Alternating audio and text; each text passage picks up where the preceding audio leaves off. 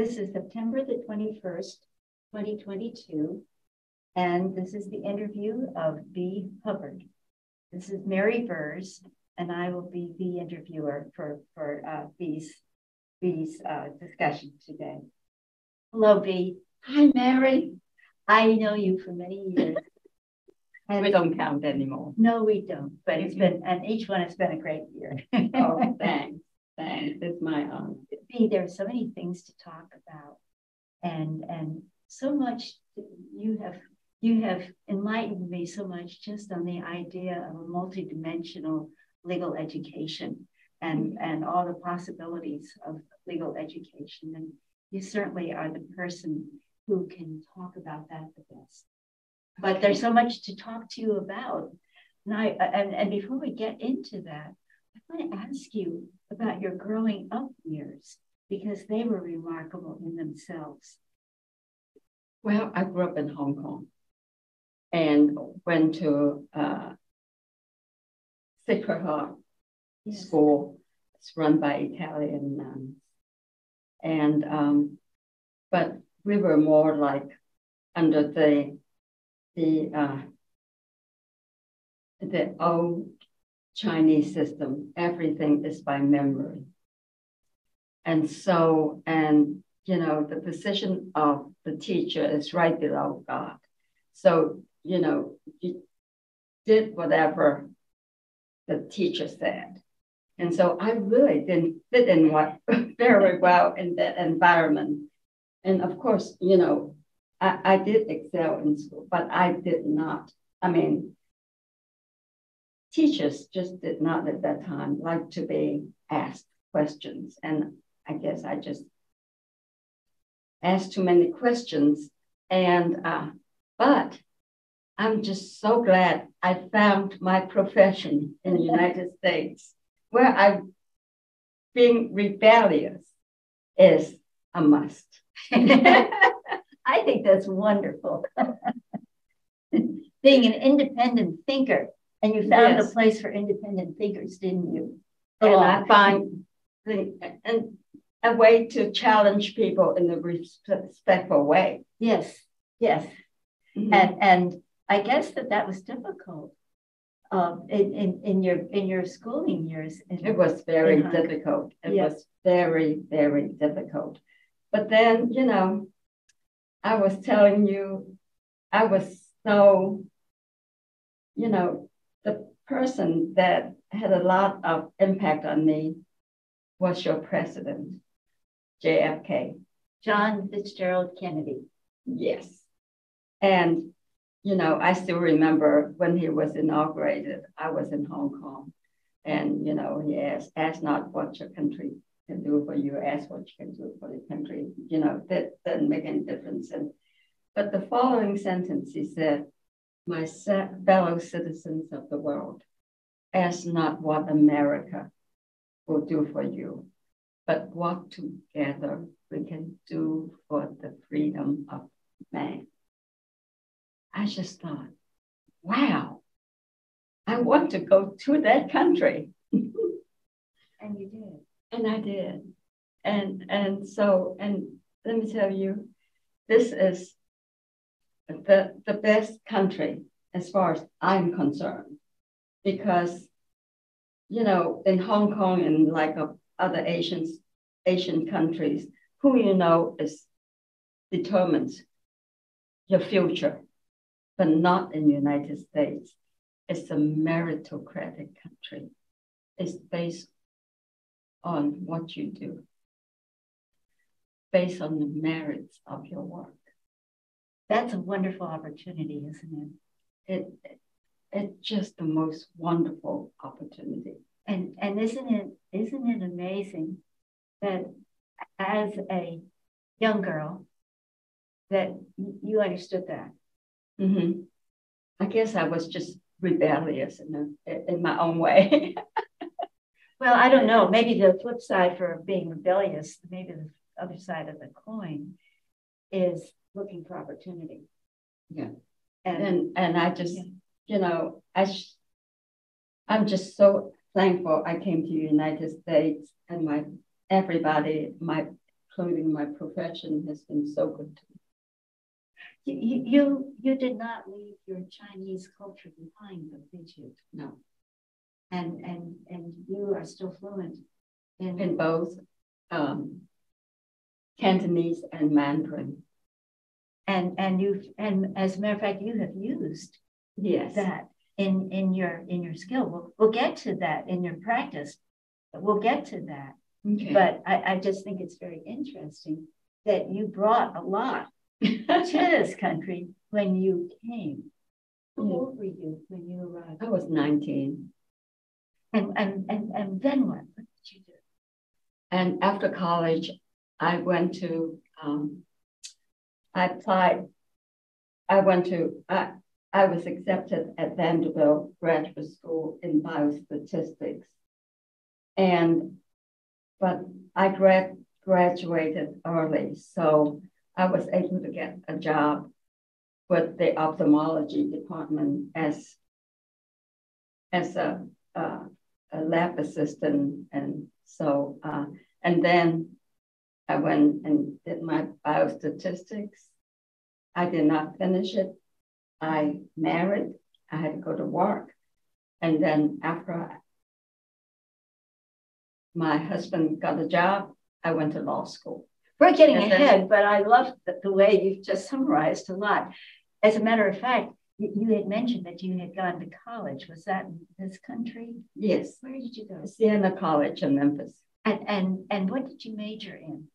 I had two majors, math and biology. Oh, wow.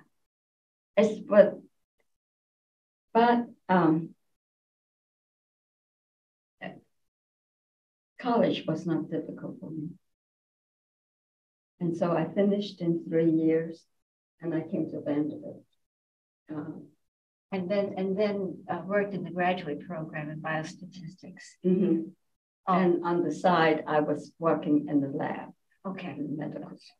And then when you completed your studies at Vanderbilt in the graduate department, you were, by that time, you had met a fellow by the name of Bill Hubbard. Is that right? Yes. And who is also a practicing attorney in Nashville. Yeah.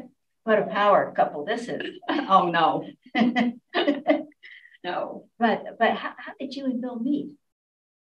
Well, I was in graduate school at that time. And the practice was when you're waiting for a ride, I didn't have enough money to have a car. So I always had to wait for my my roommates. I had three roommates, women, 2 in law school and 1 in graduate school.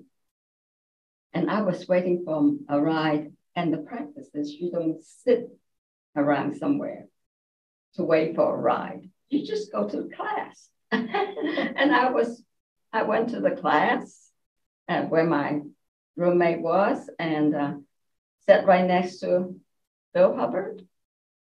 And I still remember he asked me where I was from, and I told him I was from Hong Kong. And the first thing that came to his mind was King Kong.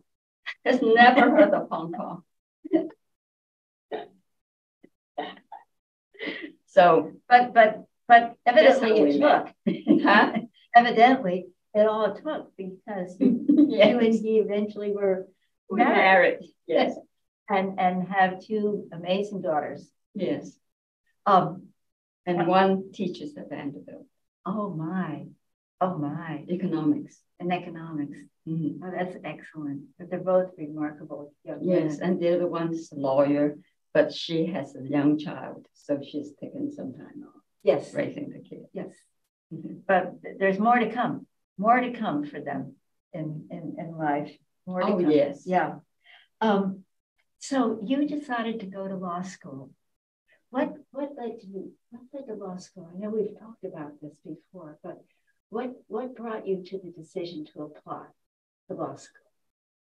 Because I was thinking, what Bill was doing at the Attorney General's office really is surface.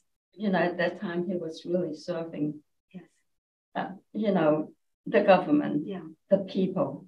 And I think that was one aspect of it. And the other way is it's really a challenge. I just want to see that I could go to law school. That's been part of your life, hasn't it? Mm-hmm. A challenge. And, yes. Yeah. What is it about challenges that inspires you, that makes you want to do it? What is it? Is it that same independence of I do not know. I think because I did not have, because of my nature, that, I always look at every single angle. And in Hong Kong, you look at the angle that the teacher tells you to look at. So, I mean, this just,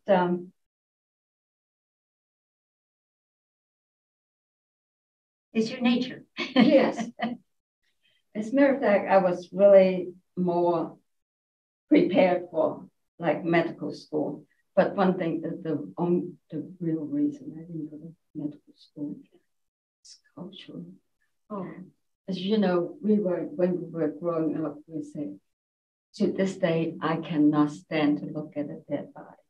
Oh. They said, be careful when you go to a funeral home.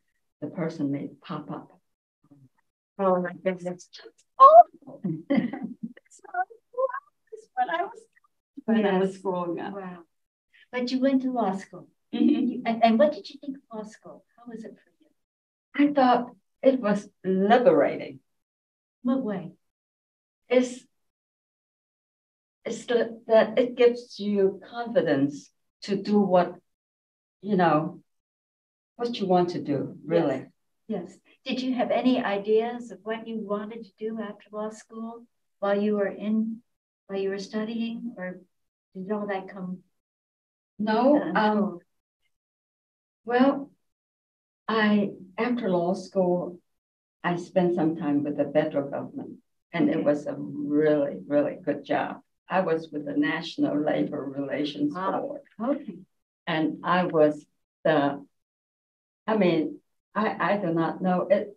It's not that main office. The main office, the regional office, was out Memphis. And there's only one position in the Nashville office, lawyer position, legal position. And I was hired, and I really have to give the regional director a lot of credit for hiring me out of all, they could have hired a local person, but they gave me a chance.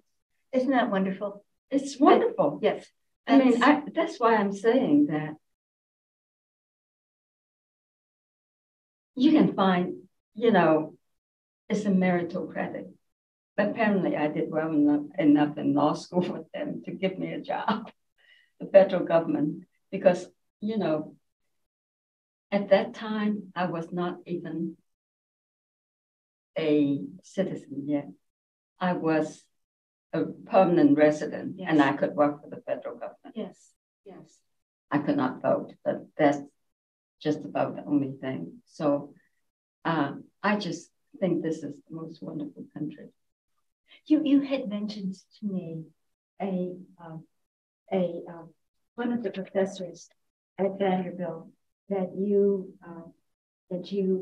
admire greatly, Harold Mayer. Yes. Who was he? He died. Oh, okay. He made the classes so interesting. What did he teach?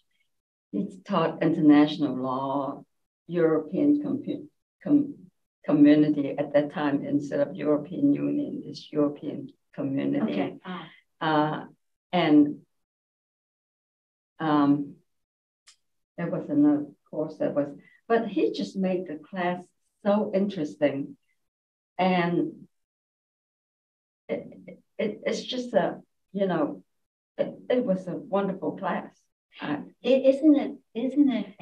He taught international law. Yes. Mm-hmm. Isn't it remarkable when you have a teacher like that? Mm-hmm. It's somebody that you always remember the rest of your life. Yes. And there was Mr. Hartman taught, I think, tax or something. He was very good.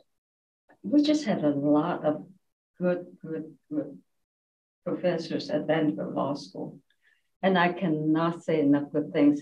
Like I was telling you earlier, that cannot see any Vanderbilt graduate that would do some of the things that the Trump lawyers did. Somehow, I think they were able to squeeze in the law ethics in every single course. That was a good thing, wasn't it? It was a great thing. And I just loved the law school. They gave me, I think I was the only Chinese, first Chinese at Vanderbilt Law School. Were there other women in your class? Yes. 3 or 4 others. Martha Trammell, Stephanie Shoddy. She's not from Stephanie. And Carol McCoy was, I think, 2 years behind us. And there was 2 others, but they did not stay in Nashville. All right. But that was a time when Vanderbilt, when the law school was adding more women to each class. Yes. And you were one of them, and you remember how that was. Mm-hmm. Did it make it more difficult for you that you were one of just a few women in class, or no? You just blew right by that? No, I don't think they treated us any differently than they did the men. I really don't. I didn't do it that way. Yeah. And so after you completed, and I wanted to say that later on you became a member of the board of advisors for the law school, didn't you? Yes, for 2 terms. For 2 terms, that was a good thing, and brought your own memories of law school, I'm sure. Yes. Back to that. And I still see, I'm still sort of connected with the law school because the current members of the board of advisors always, when they convene for the board meeting, they always have a party for the former board members. And of course, you don't fly all the way in from everywhere, but you flew in from Nashville. I flew in from Nashville, and the Dean Guthrie, wonderful person, wonderful, and it's a great law school. Yes. And I think law school gave me a lot of confidence. I'm not a cocky person, but it just gave me a lot of confidence. Like when I was living in Brentwood, I bought at that time 25 to 30 acres, and we put a house in the middle of it,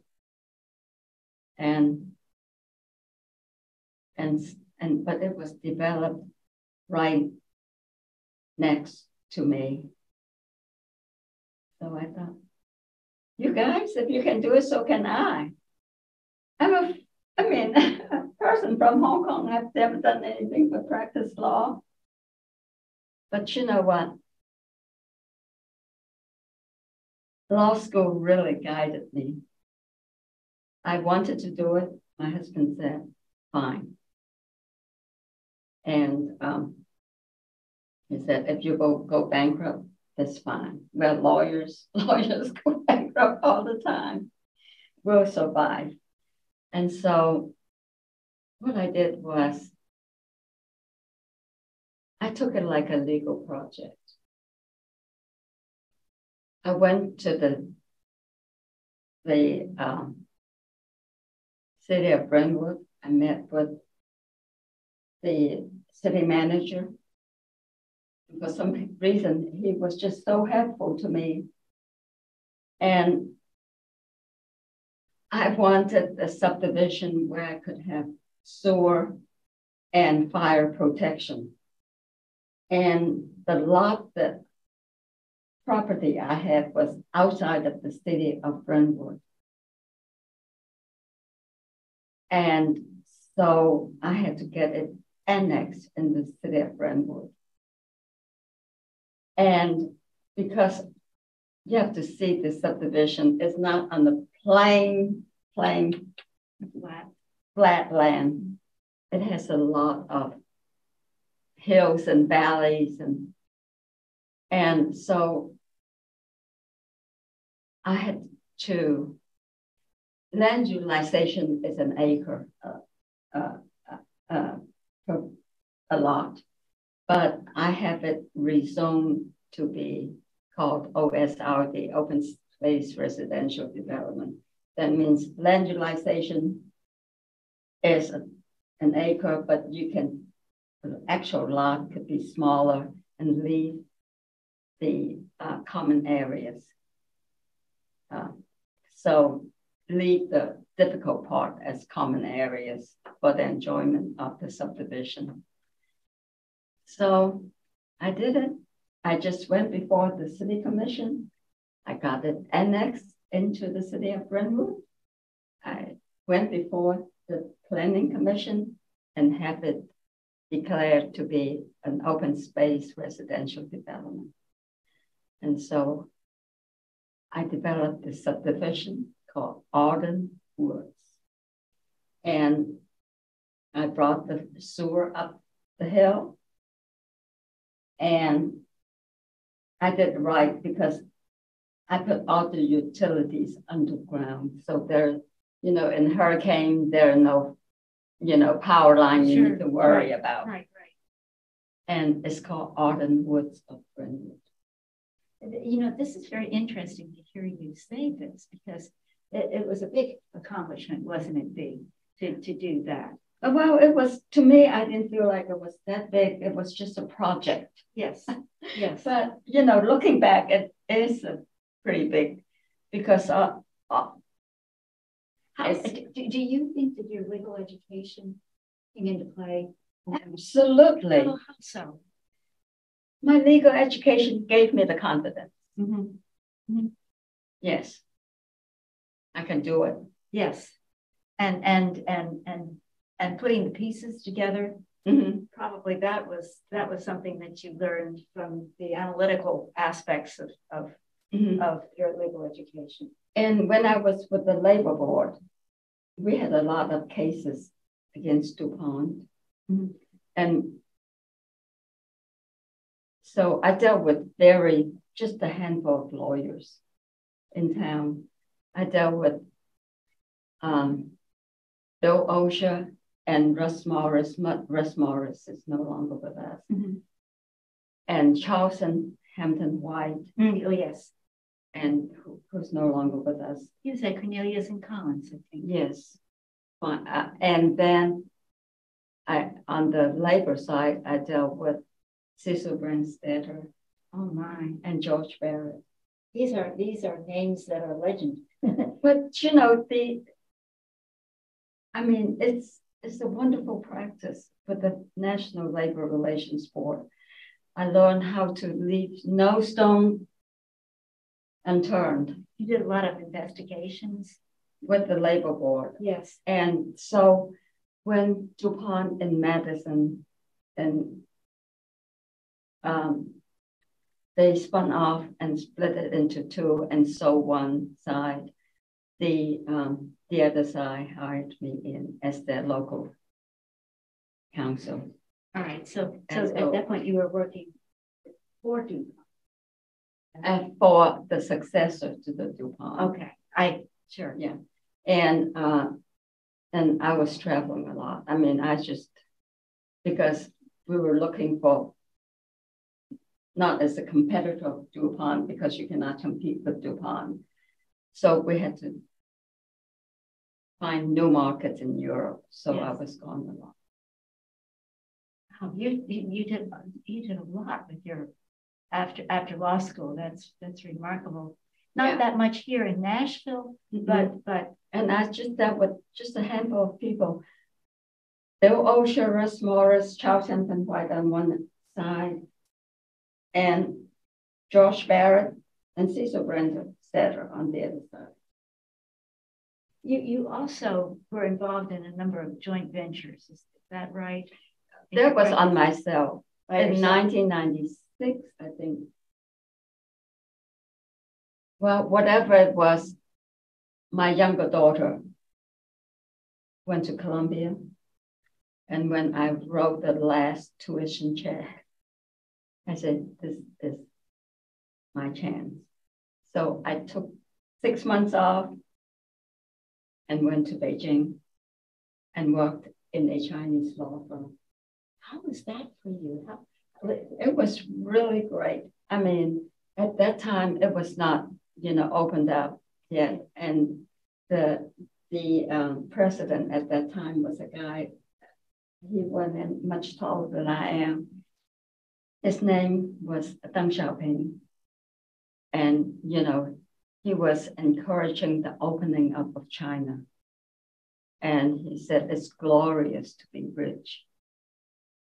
And he wanted a lot of the state-owned enterprises under the communist system to be privatized. And there were lots of opportunities at that time. So how were you involved in that? Well, when I was working for the law firm, it's called the Great Wall Foreign Relations, Foreign Economics Law Office. Okay. And it was the law firm because that's the firm, they did not know anything about conflict of interest. So that's the firm that the foreigners is directly under MOFTEC, Ministry of Foreign Trade and Economic Cooperation, MOFTEC. But they represent foreigners. And you they want to have permission to have business in China. In China. Okay. And so you were involved in the process of I learned how to put it together, a joint venture, state-owned, wholly foreign-owned enterprises, joint ventures, whether it's there is something called contractual joint ventures, where the foreign parties' contribution is actually more than is allowed, but then the division of profits would be in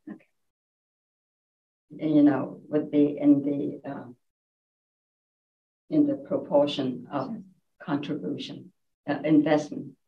You, of course, have been practicing in the States, working for the National Labor Relations Board, working for the successor for DuPont, and then you found yourself in Beijing in a law firm there because I'm Chinese. Well, yes, but how was it different in terms of the culture of the law firm? No, everybody was real receptive. And I was helped a lot. As a matter of fact, at the end, afterwards, Bill and I sponsored one of the guys to come to Vanderbilt Law School. Yes. Wow. And then he got a master's in international taxation from NYU, and which is if you want to have a LLM in taxation, you go to NYU, not Columbia. And so he got that, and he worked for Robert Pincus for the longest time as a joint venture private equity firm, and then he's back in Beijing. And some people in the firm that he used to be with has formed a hedge fund. I do not know how. I think he'll be fine eventually. But with COVID and everything, and the zero policy, the China, the COVID policy may not have been very helpful to the country because people are still. Many people have said that. Yeah, that it's not been the best policy. But COVID be done one of these days, and things will be back to normal. when you were I've lived long enough to know the ebbs and flows of life. When you were working Beijing, I imagine that your language skills, your Chinese language and English language skills Yes. were essential to what you were doing. Yeah. And that probably helped put deals together. Mm-hmm. Well, in addition to that, there's a trust factor. Mm-hmm. Because the Chinese know that I'm not going to sell them Vanderbilt. Sure. Yes. Yeah. And you could relate both to the Chinese culture and to the American culture or the European American culture, couldn't you? Mm-hmm. You also had spent in your time, you've also spent some time working in Hong Kong. Is that correct? Or am I wrong about that? No, I never worked in Hong Kong. Oh, okay. All right. Okay. But I was recruited by Baker McKenzie to go to Hong Kong office. Okay. I would have been topped off there because Really? there are so many cross-border financing, Yes. cross-border work. Yes. But, it's easier for me to live in this country than for those that live in Hong Kong. Oh, yes. Yeah. And it was well established. So You had a history of packing up and moving to different places and blending in, haven't you? Yeah. Yeah. That's a skill. Mm-hmm. Few people have it. And know how to do that. You were doing all of your international law practice after your girls had grown up. Is that right? Yes. And that gave you the opportunity to spread your wings a bit and to do things. And also with regard to the development in Brentwood. Yes.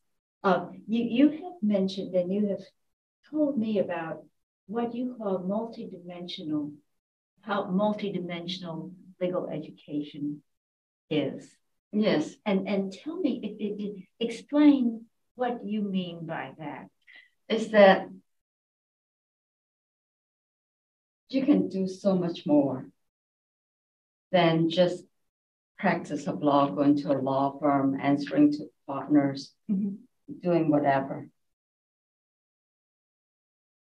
It's like me developing instead of hiring a contractor to do whatever. Law school gives you enough background information to do it yourself. It's a dimension that whether it's developing a subdivision or whatever, that I don't see it being, lawyers always do lawyer work and they die doing lawyer work. But I think, they may want to try to do other things. I know that when we were getting ready for your interview, you were looking at some of the questions in the outline, and you said, Mary, I don't really fit. I don't fit in any of these things. But you've had a remarkable practice. You've had a remarkable career of doing such diverse activities. And my main job now, my grandsons. So that aspect of all the things that you have done in your legal career or legally related career, what do you consider your greatest accomplishment?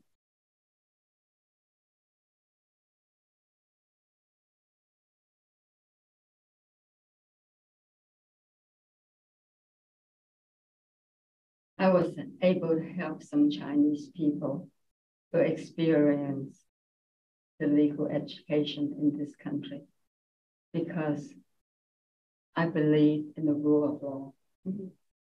And maybe when they go back to the country, they will spread that. That'd be a big impact, wouldn't it? That would be a wonderful, wonderful. I think that instead of pointing it as, I see that as a service. It is a service, Pete. it truly is, and bringing that concept to other countries, it would be a real accomplishment.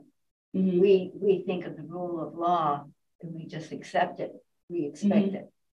Yeah, and if you spread that, all over, you'll have the world peace. Oh, it would be a wonderful thing, wouldn't it? It would be wonderful for people to understand the rule of law. We take it for granted, don't we? Mm-hmm. In this country, and we really can't. When you think of other countries, other peoples who don't have that expectation, yeah, we live and breathe in it, which is a wonderful gift to us. You have had a very interesting life outside the practice of law also.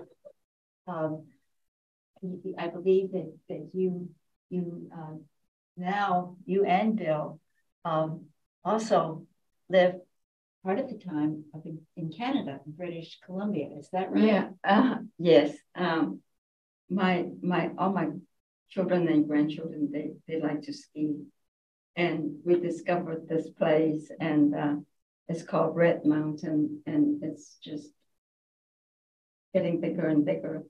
But we have this place up there that we have Christmas there, and spring breaks there, and in the summertime they'll go up and ride this mountain bikes. We have lots of bikes. Beautiful, beautiful place. Really part of the year. That's wonderful. Yeah. V, I am so honored to have had this time to talk to you about your life.